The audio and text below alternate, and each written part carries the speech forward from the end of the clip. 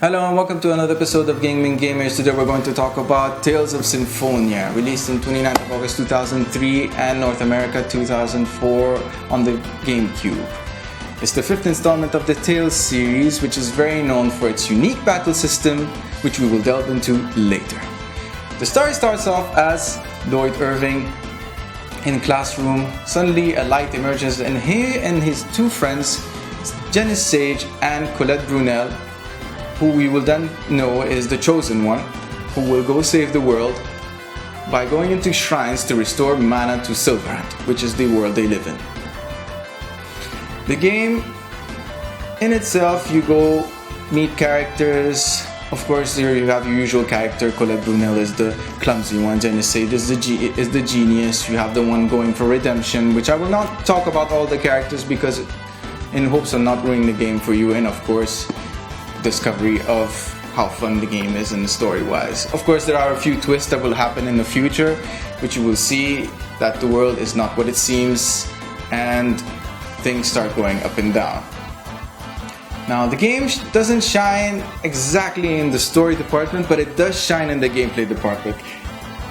Namco, which is now Namco Bandai, is very famous for its Tales series, which I just said. It is famous for its real-time battle system, which is not turn-based, of course.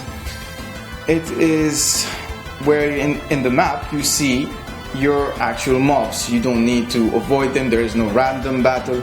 And of course, real-time with their multi-line linear motion battle system. It's a mouthful. Try imagining how a Japanese person says it. Very hard for them, I'm sure. Now, what happens in the game? You have one character you control, and you have the other characters who just move around doing what the AI tells them to do. Of course, you have choices. You can tell them to store magic or use as much magic as they want. The usual AI battle systems, if you played other battle systems before in the old days, if you've ever played Final Fantasy XII, it's almost the same thing as the Gambit system. Now, when you fight, you have the attack button, the block button, and the special button. What happens when you use all of these is that you have up attack, down attack, front attack, and of course block, which then evolves into dodge, and depending on the character that you're actually handling and wielding at the time. Now, what is interesting about the game is that this is one of the last Tales series where you are actually not restricted in terms of map. Actually, no, this isn't the one. The last one was Tales of Zestria, which was you have the whole map. And the new ones, Zelia and all that in PlayStation 3, you're kind of condensed into a specific map where you don't have the world map or anything. Of course, the game is never really complicated in terms of the gameplay, and as you level up, you learn new moves. Then you can learn special moves, which are a combination of your first move and your second move, which then becomes a super move later in the game. Now, what I like about this game, since it was on the GameCube, the GameCube version, is that you have those little side quests, which are a lot. Side quests galore. You will have a lot of time and a lot of fun doing all the side quests in the game, which do give you rewards. Now, the rewards aren't like super weapons. Some of them are weapons, but some of them are actually more like extra alternative costumes for your characters. All characters have alternative costumes, and you have, of course, you can win titles. Now, in the game, in most Tales series, you have the title. Now, a title in this one makes you increase stats. Like the first title you can actually win is when you're in the classroom with Colette and you go into the wall where there's a huge person there.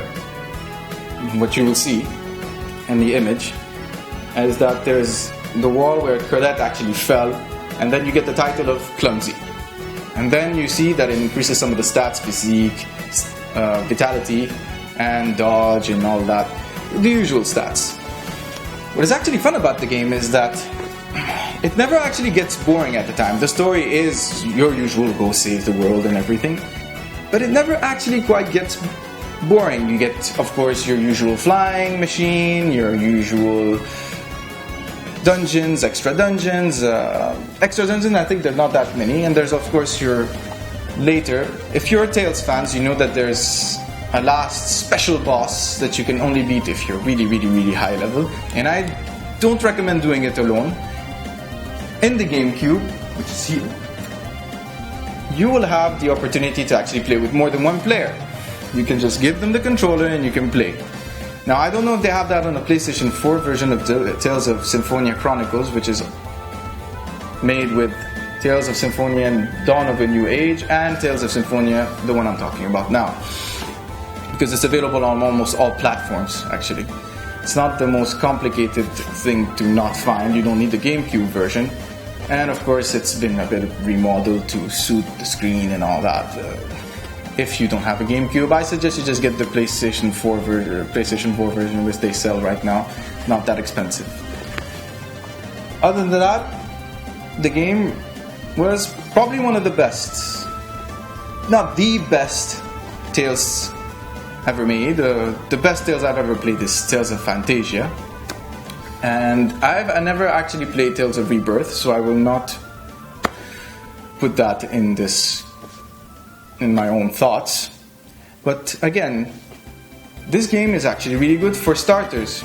For some people who don't like turn-based, as in hit, attack, wait, hit, attack, wait, like most Final Fantasies and Dragon Quest series, this game might actually be the game for you. If you want a new way of playing, moving the character, never getting bored, always seeing what's happening around you, I suggest this game for you.